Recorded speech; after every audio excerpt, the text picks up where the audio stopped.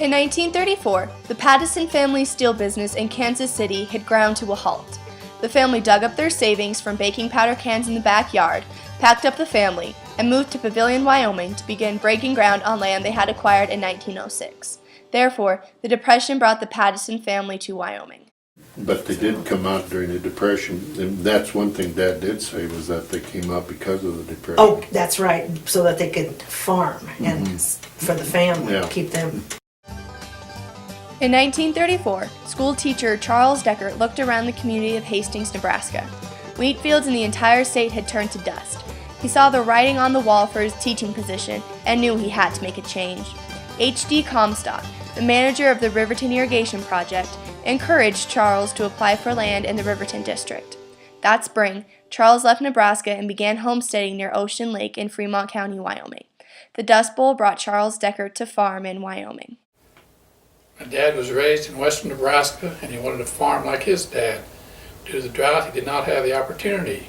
He met a gentleman by the name of H.D. Comstock. Says, "Go to Riverton. There's a brand new project opening up."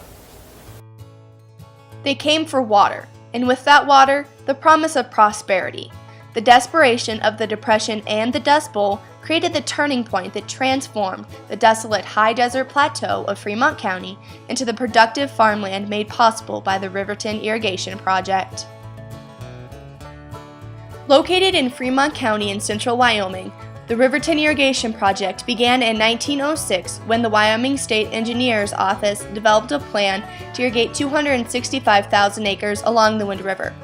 In 1916, Congress allocated $5,000 for topographical surveys and land development, and another $5,000 in 1917 for further studies. Construction began in August of 1918 when the Secretary of the Interior authorized the project and allocated $3.6 million for construction of dams and irrigation canals. In 1921, the project was organized into the Midvale Irrigation District, also known as the Riverton Project. Work began on the Wyoming Canal and the Wind River Diversion Dam, the diversion point for all project water taken from the Wind River in central Wyoming.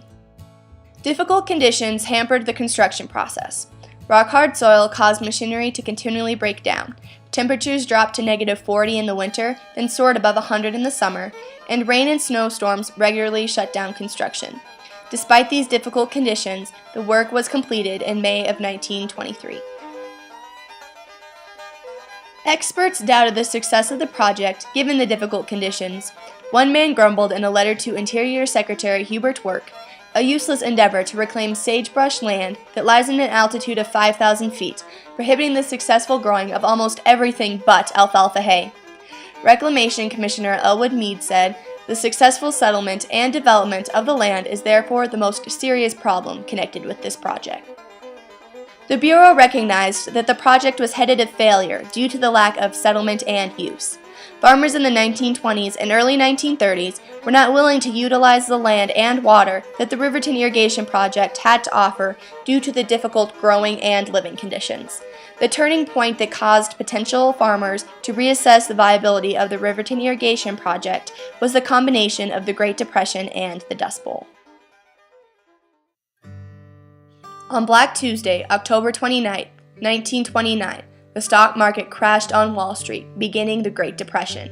By March of 1930, 3.2 million people were out of work. Conditions were desperate. Banks failed, and programs to stimulate the economy were not successful. Therefore, hard economic times persisted throughout the 1930s. Farmers on the Great Plains thought the Depression would not affect them. 1929 was a bumper crop for wheat. However, in 1930, the price dropped from $1 to 70 cents per bushel and then plummeted to 25 cents a bushel in 1931. In January of 1932, the first dust cloud appeared in the Texas skies, carrying dust on 65-mile-per-hour winds. Crops that had survived the dry conditions were cut to ribbons by the continuing dust storms. Topsoil disappeared, and dust piled up in 6-foot drifts along fence lines. The wheat crop in the entire state of Nebraska failed. Dust pneumonia was killing children, and on April 14th, now known as Black Sunday, the biggest, most terrifying dust storm swept over the plains from New Mexico to Arkansas.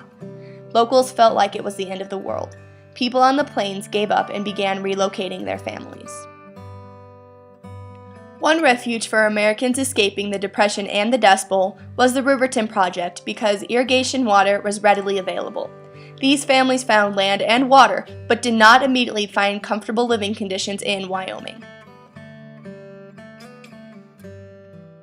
This is the house that my folks built in the early 30s. They went up to Du Bois and they brought the logs down, and that's where their first home was. And they farmed this property, and they had a quarter section. They farmed beans, and they farmed potatoes, they farmed grains, and they raised little livestock. Farmers used both flood irrigation and corrugated rows to irrigate their soil to produce the best crops. Early production included feed barley, oats, flax, alfalfa seed, dry beans, and sugar beets. Farmers also used the water to raise sheep, cattle, and poultry. Rich Pattison noted that, "You'll have all the water you'll ever need on the Riverton Project." Despite the abundance of water, farmers still had to work hard to bring in successful harvests. The entire family worked long hours to get the job done. There was little time for a social life. I remember one dad said, I had to go make a deal with her father. So they went to Casper to get married.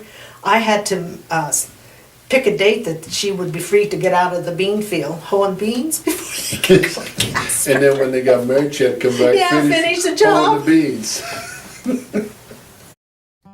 Through hard work, homesteaders brought to the Riverton Project by the Dust Bowl and the Depression turned arid sagebrush into productive agricultural businesses.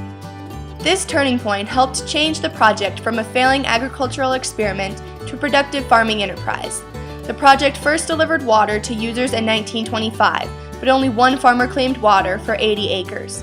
5 years later, 23 farmers irrigated 1,500 acres, but by 1935, 212 farmers were irrigating nearly 15,000 acres.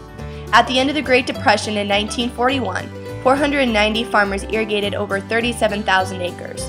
This explosion of land and water use is a direct result of farmers moving to the district because of the Depression and the Dust Bowl. Due to the influx of farmers and businesses supporting agriculture, the population of Fremont County spiked from just over 10,000 people in 1930 to over 16,000 people in 1940. This 53% gain in population came during one of the toughest economic times in U.S. history. In 1930, the production values of crops from the Riverton Project was $10,000. In 1935, it was $185,000, and by 1940, it had climbed to $716,000. The production values continued to skyrocket during World War II, and by 1946, production values were over $2 million. Some people believe if you build it, they will come. However, farmers did not come to the Riverton Irrigation Project when it was built in 1925. Because of the difficult living and growing conditions in Wyoming, a turning point was necessary to bring farmers to the project. This turning point was the combination of the Great Depression and the Dust Bowl. Families were not willing to brave Wyoming winters, break their backs on rock-hard soil, or face the isolation of Wyoming's geography until they had no other viable choice.